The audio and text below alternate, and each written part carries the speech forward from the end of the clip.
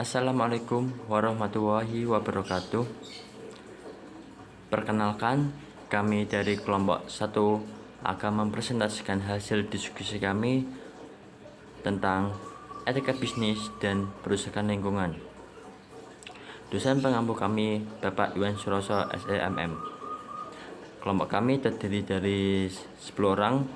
Yang pertama Muhammad Farhan Nur Aziz 2019 11010. Yang kedua saya sendiri Juni Mardianto 2019 11012.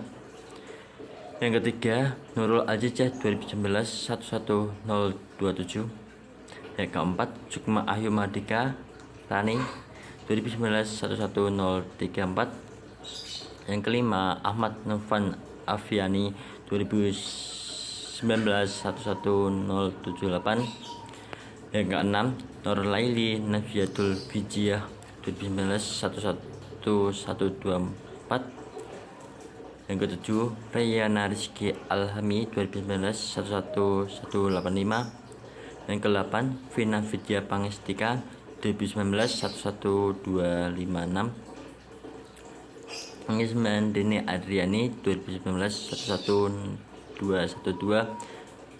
Yang ke-10 Sylvia Nur Avinda 2019 11233. Latar belakang etika bisnis dan perusahaan lingkungan. Etika bisnis menjadi perhatian dunia usaha di akhir-akhir ini. Tingkat urgensinya ditentukan karena dalam jangka panjang, apabila perusahaan tidak konsen dengan etika bisnis, maka kelangsungan hidupnya akan terganggu. Maka dalam melakukan usaha yang beretika itu sangat penting bagi kelangsungan perusahaan. Nah, di beberapa perusahaan, program etika mempunyai jangkauan yang luas dengan elemen yang banyak, termasuk dedikasi staf, keterlibatan kerja. Di perusahaan-perusahaan lain memiliki jangkauan manajemen etika yang terbatas dengan sedikit staf, struktur atau organisasi yang mendukung, dan lingkungan institusional yang cukup berpengaruh pada program-program etika yang formal atau organisasi bisnis adalah agen-agen pemerintah, badan-badan profesi dan akreditasi, dan kelompok-kelompok yang berkepentingan dalam opini publik, misalnya atensi media. Nah, di Indonesia sendiri, perilaku etika bisnis, manajemen bertanggung jawab perusahaan pada lingkungan sosial merupakan suatu hal yang menarik untuk diuji, terutama dengan etika bisnis dan tanggung jawab pada lingkungan sosial dari industri pangan, karena pangan adalah merupakan kebutuhan yang sangat vital bagi manusia, sehingga apabila industri pangan mengabaikan etika bisnis, tanggung jawab pada lingkungan sosial, maka hal itu berdampak luas pada kesejahteraan manusia dan seluruhnya. Hal ini berarti bahwa etika yang mendasari segala aktivitas bisnis, manajemen, dan hukum etik itu sendiri adalah keseluruhan nilai dari bagaimana nilai yang lain. Hal ini berarti kalau semua sesuai dengan etika, maka otomatis sesuai dengan nilai hukum dan bisnis manajemen. Nah, pendekatan lingkungan sosial adalah soal mengamati, menjelaskan secara analitis bagaimana berbagai unsur dipengaruhi dan mempengaruhi keputusan dan tindakan bisnis. Pendekatan ini mempunyai satu tujuan imperatif, yaitu bisnis harus dijalankan sedemikian rupa agar etik dan kepentingan semua pihak terkait dengan berkepentingan dengan suatu kegiatan bisnis harus dijamin, diperhatikan dan dihargai. Oleh sebab itu, maka presentasi kali ini itu sangat menarik yang tentang etika bisnis dan perilaku lingkungan. Selanjutnya akan dibahas oleh teman saya. Selanjutnya, landasan teori. Lingkungan adalah segala yang berada di luar organisasi selama ini dianggap memberi pengaruh pada perusahaan atau organisasi yang terlibat di sekitar lingkungan tersebut. Lingkungan itu sendiri mengalami perubahan-perubahan sehingga organisasi yang bisa bertahan hidup adalah organisasi yang bisa menyesuaikan diri dengan perubahan lingkungan. Perubahan-perubahan yang terjadi dalam lingkungan sumber daya manusia ini menuntut untuk memainkan suatu peran yang senantiasa lebih penting dalam organisasi. Lingkungan terdiri dari lingkungan internal dan lingkungan sekitar.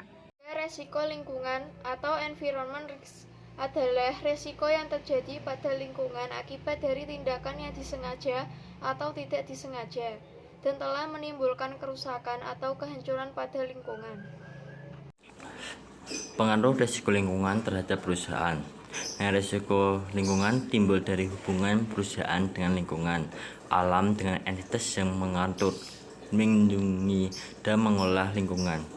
Sumber resiko lingkungan meliputi penggunaan energi dan pengaruhnya emisi gas rumah kaca, penggunaan air dan bangunannya, pembuangan limbah, kontaminasi dan efek pada keanekaragaman hayati. Nah, resiko lingkungan ini sebagai nilai probabilitas dari kejadian yang tidak diinginkan dan konsekuensinya yang timbul dari asal alami spontan atau dari tindakan manusia itu sendiri. Nah, untuk industri dan perusahaan lingkungan, persoalan perusahaan lingkungan yang dilakukan oleh sebagian perusahaan pada era sekarang ini telah dipandang sebagai persoalan serius dan tidak bisa dilihat sebelah mata. Nah, sebuah perusahaan dengan berbagai aktivitas ruang lingkup bisnisnya telah membawa dampak positif dan negatif pada lingkungan.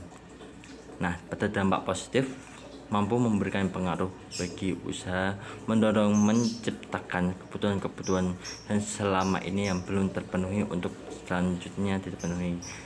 Nah, dari pihak perusahaan memperoleh profit sebagai bentuk imbal dari penjualan produk. Nah, dampak negatif terjadi pada akibat-akibat yang terjadi selama proses atau usaha meraih keuntungan tersebut dilakukan. Analisis mengenai dampak lingkungan.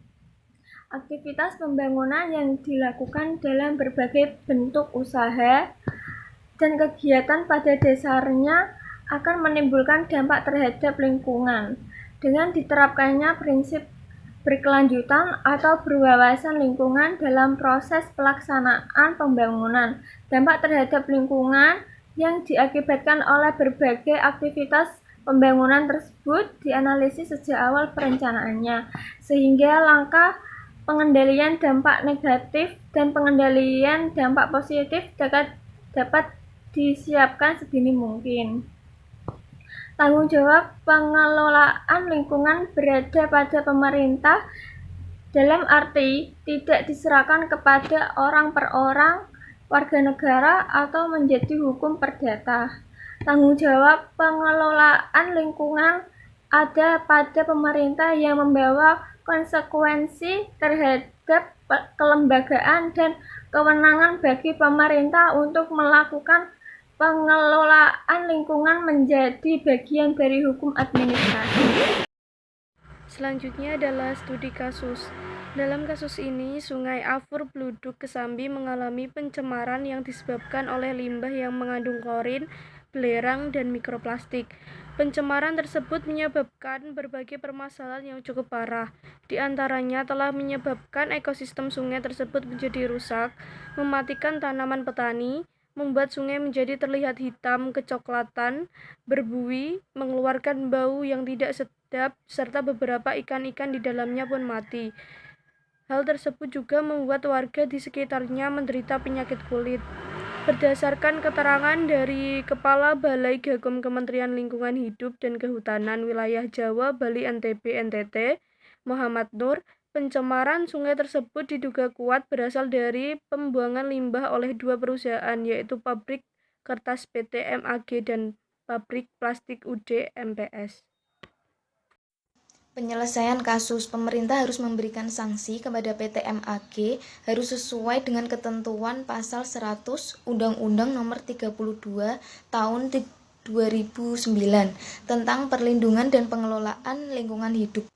PTMAG juga harus bertanggung jawab untuk memulihkan segala dampak pencemaran yang telah diakibatkan terhadap Sungai Afur Buduk Kesambi dan juga warga sekitarnya, atau pasal 78 Undang-Undang Nomor 32 Tahun 2009.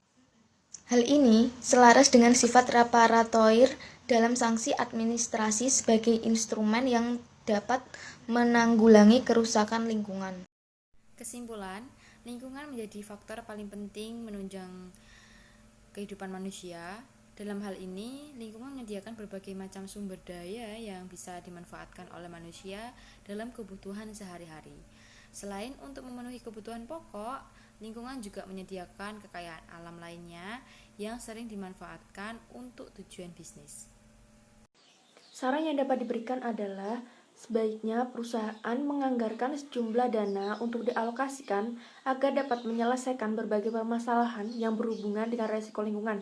Kemudian, perusahaan sebaiknya menerapkan konsep pembangunan yang berkesinambungan dengan alam serta turut mengembangkan alam. Sekian presentasi dari kelompok 1. Jika ada salah kata, saya mohon maaf sebesar-besarnya. Wabillahi taufiq hidayah. Wassalamualaikum warahmatullahi wabarakatuh.